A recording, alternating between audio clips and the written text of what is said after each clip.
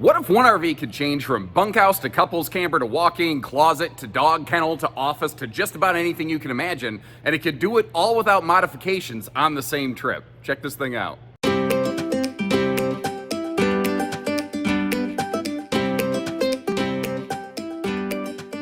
Hello and welcome everybody. Josh the RV Nerd with some serious bags under my eyes today. As you can tell, we're at an RV show display, so I got up super early to get in here and get this footage for you so that you can enjoy things without a whole lot of distractions. If you appreciate the effort, the way that we're putting out there the good, the bad, the ugly, with everything in between to try to be candid and transparent with you, hit that subscribe button and like our video. But in the meantime, some updated looks here on the 221 missile launch, baby. Their multi-function storage locker from Ember RV. It was a completely new concept in the RV industry, where what if the bunks didn't have to be bunks? And it was all based on your viewer input. People said, you know, it would be cool if we could turn the bunks into a desk, if we could change the bunks around. Ember created an entire system from scratch that could do just about anything. You could have double bunks, single bunks. You could have one bed, like maybe you don't need two bunks. Maybe you just need an extra bed. Like you need a literal mother-in-law suite. You could turn this into a dog kennel. It could work as an office, because the thing is, this RV by default has a 2,000 watt inverter, and all household outlets in this RV are live powered off your battery. But you can also get their max solar package, which is what we're looking at today, that has also improved since the last time I recorded one of these, where it used to be, this RV used to have 200 watts of solar and a 1,000 watt inverter. It now has 400 watts of solar and a 2,000 watt inverter by default factory standard, which is pretty darn good, way above industry average. Max solar basically doubles that. You jump up to 800 watts of solar. You have a 3,000 watt smart inverter. You have built-on lithium batteries right from the factory that you can add more if you want to. All of the household outlets are run to the power outlets. Are run to the inverter. The outlets are run to the outlets. Yep, I said that. So like if you want to be in the middle of nowhere and you want to plug in a laptop and keep that sucker working, this is something that can do that. They run a Truma air conditioner that's way more energy efficient. Now I'm not going to tell you can sit in the middle of a field forever and hide from the government and run your air conditioner, but you can through the hottest part of the day. If you are totally boondocking, you can get a little bit of respite away from that hot summer sun. Now I've already run long in this intro. We have a lot to cover on this model because there's nothing industry standard about this thing. So if you wake up in the morning and you complete your morning duties, this is potentially the view that you may have when you exit the bathroom into the RV. So we're at the back looking front. I guess probably would have been a simpler, more direct way of saying it. And there's a lot of, very little on this RV follows industry standard. Like if you look at this, the floor plan kind of resembles some other things that are out there from like Rockwood and Surveyor and a bunch of brands. It's a very popular kind of floor plan concept, but it's executed in just a completely insane, unique way that I personally kind of like. So first of all, right up front here, it's a true queen bed. And one of the things that's neat about this is I'll show you how this all works. Is it just me? Is that like the ugliest bedspread? That's like like there's the ugly ducking. That's the ugliest bedspread, right? The good news is, it's not, welded to the camper. You could change that out because that's choices, right? That was a choice. Anyway, I'm not even sure if that's Ember's bedspread or if it's something that we put on here for the show display. Doesn't matter. I've talked a lot about a bedspread. You can obviously see there's a sofa under it. This is a Murphy model. But one of the things that I'll show you too is road mode. And I'll close the slide. And what's cool is you have about 6 to 8 extra inches of clearance here, even when the slide is closed. So if you look at this and you're like, I love everything about this, but I have no desire for Murphy bed. Just don't Murphy it. And you can just put a true queen bed in it if you are so inclined. Now I'll give you again demos of a lot of things in this RV as we go. For now, we're just kind of getting the lay of the land. But up top here, they have their Stargazer skylight, which I have wide open right now, so you can get some maximum airflow and really get the understanding of it. But a couple people said, yeah, but what if you forget to leave that up and then you go towing down the road? I mean, what if you forget anything? What if you forget to latch your baggage doors? What if you forget to close your slide? Maybe you laugh and you think that's a stupid thing to say. I've seen it. If you spend a little bit of time in Facebook, you see some things. It's like farmers. You know a thing or two because you see a thing or two. And today we are joined by our special guest, Steve the Stovetop. You see him right there, don't you, ladies and gentlemen? The top drawer and the stovetop knobs have always looked like a face to me. You got Steve the Stovetop. So The he's maybe his name should have been Sparky, but I like alliteration. Sparky the Stovetop just doesn't sound as good. Stound? Yeah, I'm stuck on the ST thing. Now over here, this convertible bunk arrangement, we're gonna come back to it. It looks a little wonky right now because I've got it in like not just a bunk configuration to really kind of drive home the fact that this RV could be and do anything you want. And by the way, there's household outlets on both sides of the bottom. There's plenty of outlets actually all over that rear area. Anywhere that you see household outlets in this RV, like that handy appliance outlet right over there, right by countertop level in the kitchen, perfect location if you ask me. They're all wired to the inverter. By default, this RV has a 2,000 watt inverter, which is like coffee maker country. But the max solar package that we're looking at here will also give you a 3,000 watt inverter. Not also, instead of it, will give you a 3,000 watt smart inverter charging system. They have gone to convection, kind of like air fryer microwave ovens, which are technically two different things, but in the RV world basically mean the same thing because it's not like residential. So these do not have, you may have noticed, a propane stovetop, or well, propane, they have a propane stovetop. They don't have a propane oven, sorry. Because they have kind of limited, kitchen and counter space, so that, air fryer convection thing, it opens up some opportunities to come up with some other things. Now, what's kind of cool here, and it's something that I personally like, is how this RV actually has a double dynofa situation going on. Because between the sofa and the slide and the Murphy sofa, you've got two different spots that you can plop down and relax. Now, the cool thing here is the RV actually includes two of those little bracket-on tables that we saw. I've got the one sitting over against the wall on the left side of the screen right now. You'll see the other table in the front pass-through later in the video to kind of show you scope and scale up there. But what's great is, like, again, if I back up, this thing gives you super slide living space and comfort in a much smaller, lighter RV. And I just bonked my head under that overhead bunk that I have set up here for you. So the camera work got a little funky. Sorry about that. Both sides of the front sofa and bed have household and USB outlets on the front and back sides. So like you're looking at households and USBs here. There's headboard power pockets behind these hanging towers with a little nighttime amber colored reading light that shouldn't disrupt your circadian sleep patterns or anything like that. The first time I saw that, I thought it was circadian sleep patterns, like cicadas, the world's loudest insect, and then I realized that there's an extra R in it, and I'm just stupid. You would think, being a native speaker to the English language, that I would have a greater grasp of it than that, but you would be wrong. That would be incorrect. Now, these are ventless flooring, and one other cool thing on this, they're using multiple Truma appliances. Truma makes awesome stuff. They're using this thing called a combi, which is a combination water heater and furnace, which is a very, very efficient item.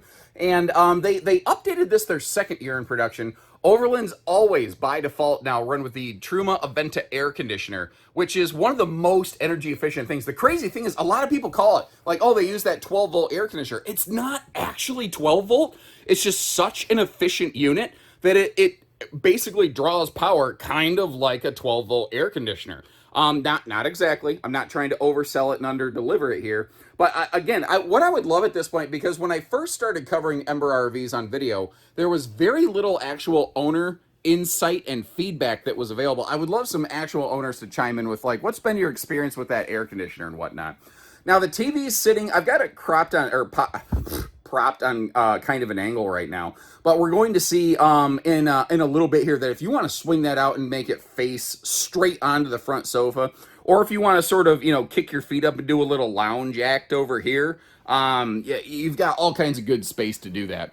That is the larger variety of 12-volt compressor fridge over here. And again, the kitchen in this is fairly minimal, but here in the Tandem Axle Overlands, you are getting about twice the countertop space, which is not nothing. It is definitely a handy thing to kind of zero in on a little bit here. Now, a few neat things they're doing is like right here, you can see a little switch. There's indirect accent lighting in both like the entry area and the bathroom. So if you need to sneak in at night, or if you need to kind of navigate at night, you have the opportunity to do that.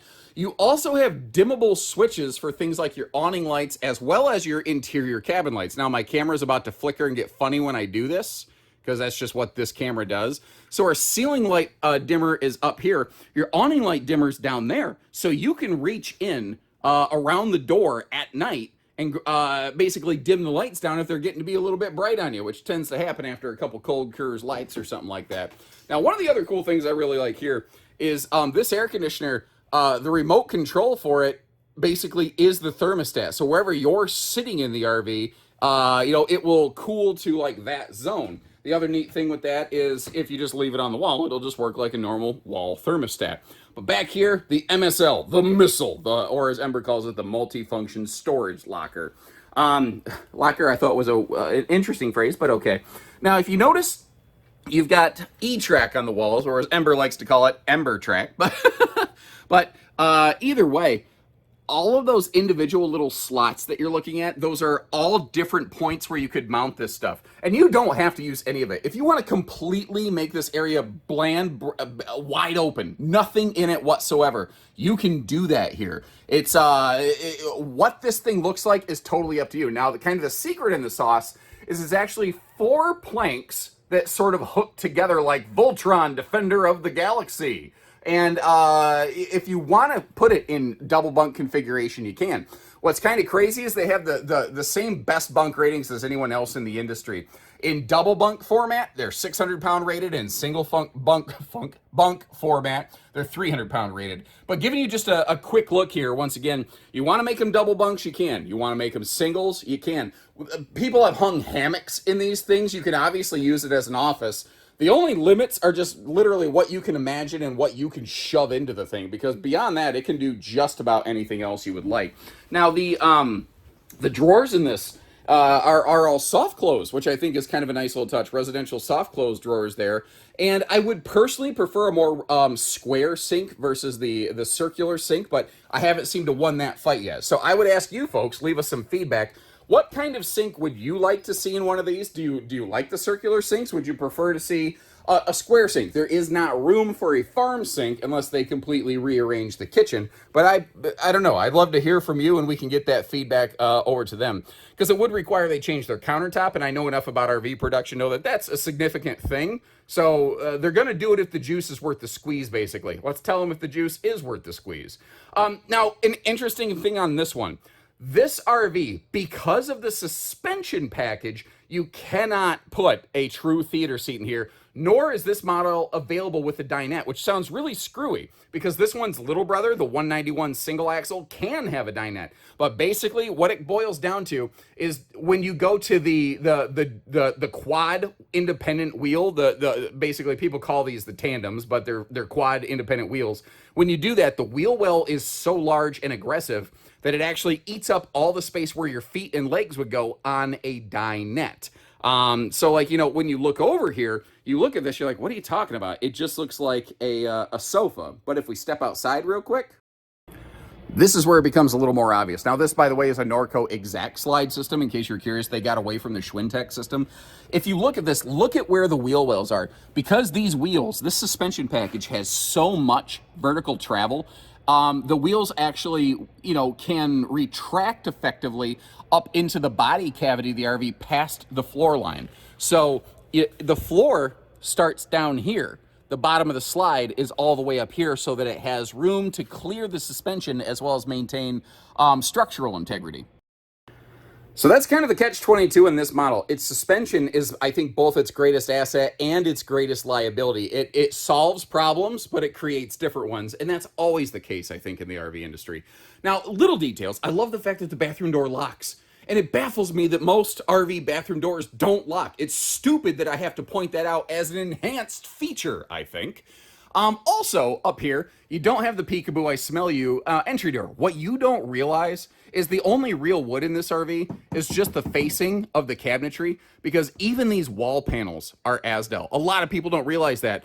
They really don't use a lot of wood product in this. They do a little so that it doesn't look like a sterile doctor's office, but there's not a lot in here. And this bathroom is actually pretty darn overall fairly spacious. Like you can see around that toilet, it is just phenomenal in here. There is just all kinds of big time space going on there. What's interesting here is the back of the RV is 6.5 foot tall. And if I back up a little bit, I'm trying to find a space where you can notice it more easily. Okay, I'm gonna face you straight on the slide out here. You notice how the ceiling gets taller as you get to the right side of the slide out? The RV actually has a sloped front to back roof, not a barreled side to side roof. So in here in the living room area, it's like I'm eyeballing it, but it's closer to it's closer to 7 foot tall. I don't know the exact measurement at the peak there, but at the back of the rear wall in the shower, it's still 6.5 foot tall. So what that means, if I put my scalp on the line and stand in that shower, you'll notice at my height, a little bit over 6 foot, wearing plus shoes, I can hit my head on the ceiling panel, and I do need to put my head in the skylight there. I don't love that, but I hope you appreciate how I will go out of my way to really point all kinds of stuff out. Now, this I think is interesting. I've not seen a lot of manufacturers add a little safety comfort grab handle like that. It's in a kind of out of the way location, but I actually hope that's a sign that more and more manufacturers realize that some people need a little bit of help getting up and getting down, and I don't mean, busting a move like young MC. I don't know if that's a reference I've ever busted out before. The Shower Miser water saver system is a standard feature in the Overland series as well. And over here on the wall, you've also got an Octopus Fight Club giving you a place to hang a couple towels so that they can dry out after, you hop out of the shower or the lake or whatever. Now, I didn't intend to get in the shower with you today, which sounds creepier than I intended it when I say it out loud. But hey, here we are, standing in the shower together. Isn't this just something? I do like that backlit morning mirror, and that is a big medicine cabinet, by the way. One of the other cool things on this RV, though, is the fact that the road mode access on it is about as good as any RV could possibly get.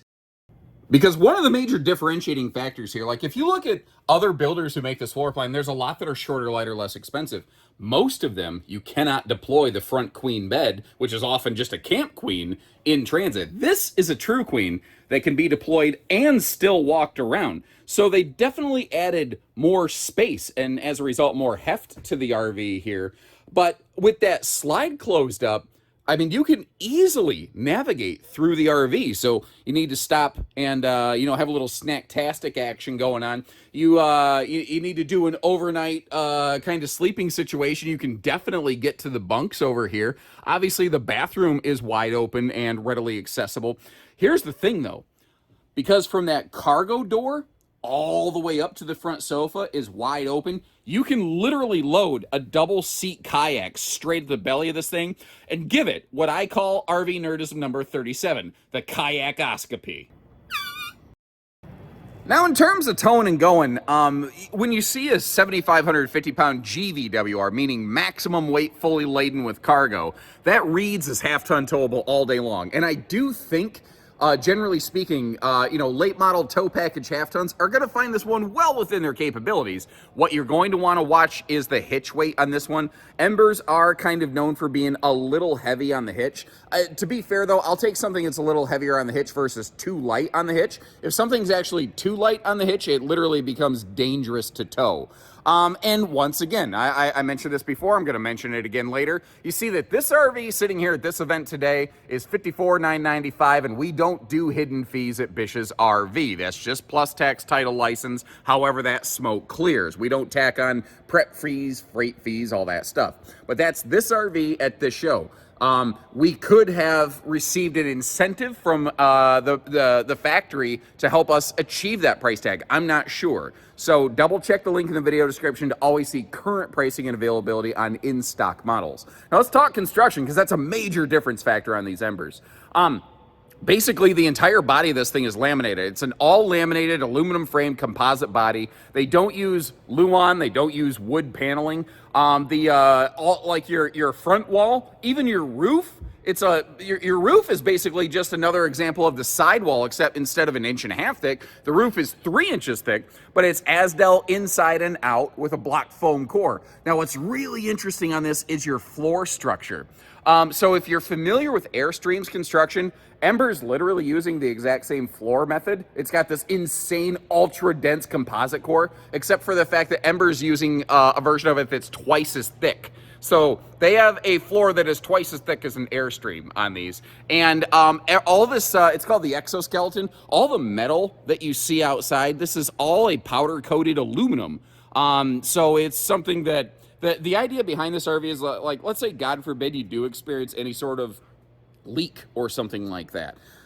It's what I call good bones camping because there's really not a whole lot that can rot on this RV. Now up front here, they have they call it their Versa hitch, basically, which almost sounds like something that Salem and Wildwood would have called it. But if you want to exchange the ball coupler on this for an articulating coupler, you can do that.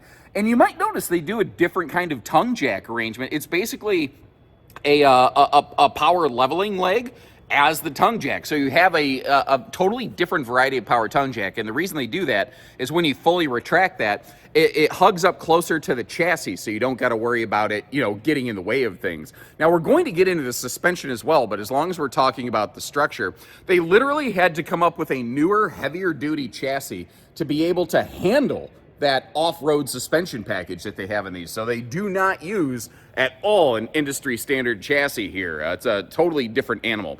Now, little details like this I like. The baggage doors flip down, which I've always kind of preferred for some reason or another, but they made it do a thing by just adding a couple little cables and some, carabiner clips that are not rated for mountain climbing. I feel for some reason the legal boys are going to want me to say that. I always think it's funny when you find like just a little, hook for your key ring. It's like not rated for mountain climbing. Like that means that a lawyer had to get involved because some guy thought, hey, I'm going to save a couple bucks and just get my, life-saving hanging clips off the shelf at the Walmart.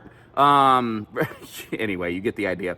So remember I told you how, with double dynofas, you do have double tables. That's the other table. I wanted to put it in this front passenger to sort of give you an idea of the scope and the scale here.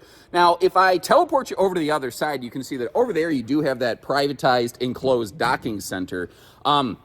What's also kind of neat is you have the front storage locker, the gearbox, they call it on these. By the way, in case you're curious, yes, you can hook up weight distribution hitches on this gearbox because they actually put it on some square tube risers to give you the clearance to put the saddle brackets and everything on there. And that's stuff that we can do all the time. Like my home store sold the very first Ember ever, and we were able to always successfully do that. Now, the other side of this gearbox was empty. Normally, that's where you would find your battery hookups. But since this RV with Max Solar is outfitted with Battleborn lithium batteries, those are located inside under the sofa, basically, which just leaves the other side of the gearbox wide open. Right there, you'll see that's where you'll always find your propane. I don't believe that gearbox is big enough for 30-pound propane tanks, but there is a nice chunk of empty space at the top of it. I haven't tested that recently. If there are any Ember owners out there who have some insights into that, please leave us some comments and kind of share with the class a little bit. Now, it looks really weird. It looks like the awning is not mounted correctly, right? Because you can see how there's a white line of the sidewall above it, but then it tapers down. That's because the entire roof line slopes backwards. This thing is kind of shaped like an airplane wing, and it's done so because the roof is flat, but you don't want water to pool up on it. So by tapering the roof backwards, they allow for water runoff, but it runs off the back side of your campsite instead of over onto the door side of your campsite, which I think is smart. And we are all prepped and ready for a full observation camera suite. So if you want rear view and side view cameras, you can. This also has turn signal safety lighting. So like if you flip on your right-hand turn signal, all the lights on this side of the RV will blink, along with additional lights at the top of the RV on the front and the back. The stable steps here have the, of course, adjustable legs, because when you are going to be camping in who knows where, you're not sure what kind of ground clearance you're going to run into. And in case you're curious, you go, well, it doesn't have a bumper, where do I put my sewer hose? It goes right there. It includes its own sewer hose caddy tube. Now, the underbelly of this, these are enclosed. These do have holding tank heaters. They do use a radiant barrier material. And here's a really cool thing. Every single Ember Overland and Touring Edition have been cold chamber rated, tested, proven, 0 to 100 degree capable. So they are doing the work to give you, that good extended season weather package right there. Now up top here, there was a brief period where they ran into a supply issue during pandemic production, where they were not able to always fulfill these Euro windows. That is done, son. They have solved for that. But here's the crazy thing about these. These are exceptionally noise canceling, and you can also see how thick they are when I actually put my fingers on both sides of them. You hear a lot about RV, quote, dual pane or thermal pane windows. Those Euro windows have 2.5 times better insulative quality as compared to the best windows used in the RV industry today. They are phenomenal, and the airflow that you get is phenomenal. The only real knock to maybe have against them is, again, the whole bug screen effect that we talked about inside. Now, I can't really get you an awesome angle on it here, but again, what you have here is a true off-road trailing arm suspension package. Not a leaf spring, not even, this is a step, in my view, even above torsion suspension. All true four-wheel independent action. It rides and handles so nicely. And if you're looking, those tires look freaking beefy, dude, because they have upgraded to a newer variety of Goodyear Wranglers that are basically, they could allow for greater cargo carrying capacity, which, again, was a problem that Embers kind of had before. But this suspension sometimes is a little bit tricky to keep stabilized. And even though you have the better stabilizers back here, they wanted to go a step further. So they basically built on the wheel chock right here. And in case you're worried, you don't have to have this handle sticking out. What's kind of nice is it's got the finger grips on there, so it can really keep you protected from the gas station murder hobo what come and get you. You know, that's what this thing does here. So once you get the wheel chock on, you can take the break your shin bar off. We've kind of left it on here at the RV show because otherwise it has this way of like walking off. Now down below here, that's the box for the ladder that comes with it, as well as one piece of the conversion plank. Because like right now, this one I have it in desk mode with only the big rectangular plank in place. That sort of trapezoidal plank is what you will use to turn it into the double bunk system above. And as long as we're standing here, one of the other really cool things is they do have this like garage door style screen door right here. And what's funny is the magnet latch on that has been so strong. Yesterday, about 6 different times, I heard people say, what, doesn't this go up? Like, it looks like there's a handle, but I can't get it to flip up there. And you just really have to make it go. It's not just gonna pop off on its own, you know what I mean? So this model doesn't have a camp kitchen, really. But with that cargo space, you can put anything you want in there. And of course, it does have a gas grill cooker hooker right down below here. You got to be careful, though, depending on what you're cooking. That may actually attract the gas station murder hobos in the same way that you could attract bears. So keep in mind. By the way, if you've ever seen the murder hobo fight the bear, my money's on the hobo, man. They do not mess around. UFC champion style kind of stuff going on there. I didn't know that they taught him jiu-jitsu, but it's a fact. Down below here, we have a 300-pound rated accessory hitch. So if you want to put a bike rack or something on the back here, you can. I will say, you will have to kind of contend with, if you do that, where your handlebars are in relation to the spare tire. But I love that the spare tire is the same aggressive Goodyear Wrangler that you have on the ground. Because a lot of manufacturers give you Goodyear tires on the ground and then an import tire as a spare. They don't do that here. They treat you the same all the way around. Now, the ladder used to be optional, but they decided just to make it standard. And personally, I'm glad that they did that because it makes it pretty darn easy to get up there. So giving you a look up at the roof, once again, this is outfitted with their newly enhanced Max solar package. It used to be 600 watts. It is now 800 watts of solar. Still maintains that 3,000 watt smart inverter charging system. You get some lithium batteries by default. You can add more of those if you are so inclined. And it is something that, again, if you're really going to spend some serious time functioning off-grid, you have an excellent way of doing it. Now, we have some of our awesome dedicated show staff coming through here. I don't want to hold them up, so I'm going to wrap this up. Thank you for making our display look so nice, boys. Seriously, though, people like event staff here at the show space that we're at, they're some of the most unsung people in this place. They come through, they keep the place clean every day and whatnot. If you see folks working like that, taking out the garbage when you're at an RV show, give them a quick thank you, and it is amazing how much they appreciate just being acknowledged as a human being. That's just something I like to practice doing. Now, the cool thing is, for a while, this crazy missile bunk system was available only in the Overland series, but recently, it's become available in their E series, which is a more simplified series for folks who maybe don't need all the crazy off-grid features. And it has also become available in the Touring series, and that is the Ember series made for, like, if you really want to spend a lot of time cruising down the highways, that's that one. Whereas the Overland series here, this is made made for getting off pavement a little bit more with that awesome suspension package. But I will tell you, even if you do just want to do a lot of highway road use, you're like, yeah, but I want to go from, you know, the contiguous states to Alaska and back and stuff like that. That Kurt trailing arm suspension is the best riding, best handling thing I've ever experienced in my life.